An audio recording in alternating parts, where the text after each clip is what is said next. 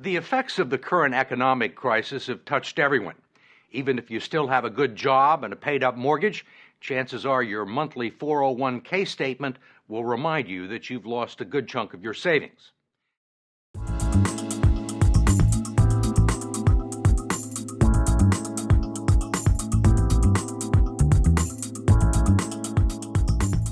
Hi, Garrett Gunderson here, author of Killing Sacred Cows. And contrary to popular belief, I am not a hater of 401ks. I'm just someone who loves prosperity and ultimately the sole purpose of each and every person. I know that by living my sole purpose, I can have the happiest life imaginable because it's my natural abilities, my talents, the things that I've been good at even since I was a kid. And the more I spend time in them, the better I become. And the more passion that ignites, especially when in alignment with my life's purpose, my life's mission. And that's just invigorating and exciting to me and inspiring. Too many people aren't inspired. They're merely going with popular belief. And popular belief is, I got to get a job. It doesn't matter whether I love it or not. It just matters, does it pay okay? And especially if it has good benefits. And people really look for these benefits, and one of those benefits happens to be the 401k. Now, you may have heard that by doing a 401k, it's so automatic, it's so easy, and you can accumulate and defer and one day become a millionaire. You may have heard that somehow it saves you tax, or that you're in it for the long haul if there's volatility, and that overall, if you take a higher risk in the 30 or 40 years that you put your money in there, you're going to get a higher return. Or even my favorite, it's free money. It's free money when you get that match. Just to the company match feature. Let's say you don't even know how your money's invested, but that oftentimes 50% match is just free, easy money to me. I mean, even the most basic mathematician can look at that and say, okay. Well, there's a lot of strings attached to a 401k, and there's a lot of misinformation about them.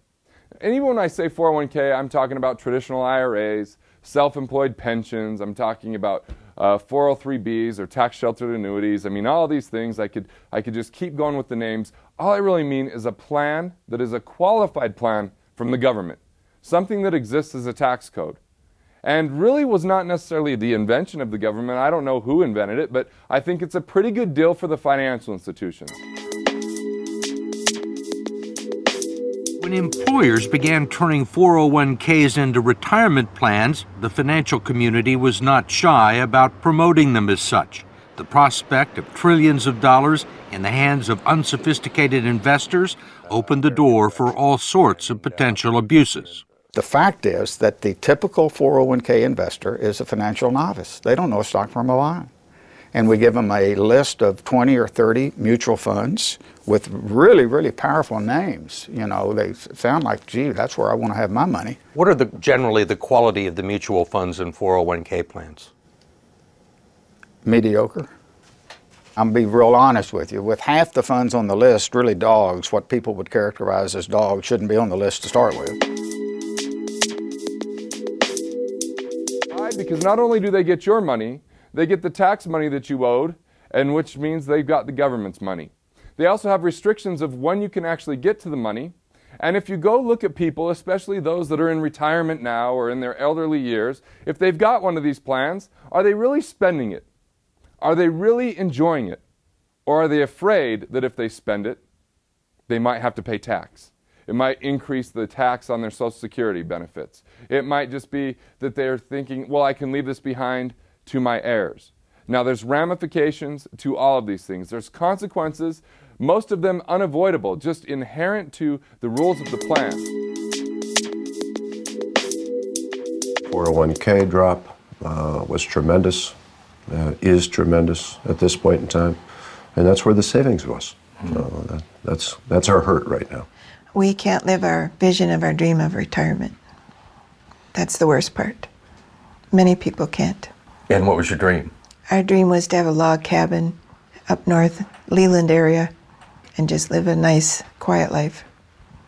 And we can't do that. You think you'll ever be able to retire? I don't see that day. Can no longer see that day. What kind of a retirement plan allows millions of people to lose 30 to 50% of their life savings just as they near retirement?